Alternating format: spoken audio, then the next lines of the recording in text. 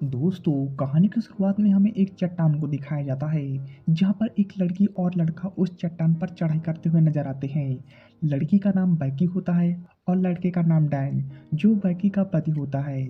उनके साथ बैकी की खास दोस्त हंटर भी होती है, लेकिन तभी डैन का संतुलन बिगड़ जाता है और बीच चट्टान में रस्सी के सहारे लटक जाता है। बैकी डैन को बचाने के लिए नीचे आती है, लेकिन रस्सी का हुक चट्टान से छूट जाता है और डैन चट्टान से गिरकर अपनी जान खो बैठता है। फिर कहानी हमें सीधा 51 सप्ताह बाद दिखाई जाती है, जहाँ पर डैन की मौत के बाद बैकी पूरी तरह टूट जाती है। वह डिप्रेशन में चली जाती है और शराब पीने लगती है। लोगों से मिलना जुलना बंद कर देती है। उसके पिता उसे काफ़ी समझाने की कोशिश करते हैं कि सब भूल जाओ, लेकिन बैकी किसी की नहीं सुनती है। कुछ दिन बाद बैकी की दोस्त हंटर मिलने को आती है और उसे डिप्रेशन में देखकर एक एडवेंचर प्लान बताती है, जिसमें वह एक 2000 फीट लंबे B-67 टावर पर चढ़ने के लिए कहती है। लेकिन बैकी कहती है मैंने क्लाइंबिंग करनी छोड़ दी है। हंटर कहती है लेकिन अपने डर से भागोगी तो कभी नहीं जीत पाओगी। दूसरे दिन बैकी हंटर की बात मान लेती है और दोनों कार से टावर की ओर चल देते हैं। बैकी और हंटर दोनों उस टीवी टावर के पास पहुंच जाते हैं। यह टावर काफ़ी दिन से पुराना, बंद और काफ़ी जर्जर हो चुका होता है और काफ़ी लंबा भी होता है।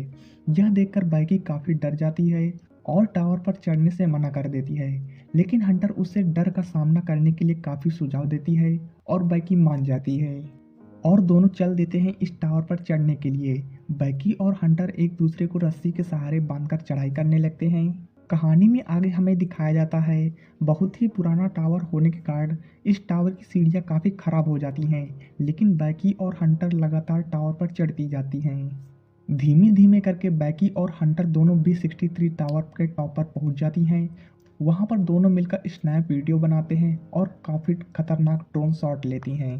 यह सब करके दोनों टावर से उतरने का फैसला करती हैं और बैकी जैसे ही सीढ़ियों से उतरने का प्रयास करती है, तभी टावर की सीढ़ियां टूटकर नीचे गिर जाती हैं और बैकी रस्सी के सहारे टीवी टावर पर लटक जाती है। किसी तरह हंटर रस्सी को पकड़कर बैकी को ऊपर खींचती है। बैकी और हंटर देखती हैं टावर की सभी सीढ़ियां टूटकर नीचे गिर गई हैं। यह देखकर दोनों काफ़ी मायूस हो जाती हैं।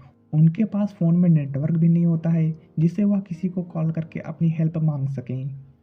बैकी देखती है उनके पास जो पानी था वह एक बैग में था और बैग नीचे गिर गया है। बैकी और हंटर अब एक ऐसे टावर पर फंस चुकी हैं जहां पर कोई ना उन्हें देख सकता है और ना ही कोई सुन सकता है।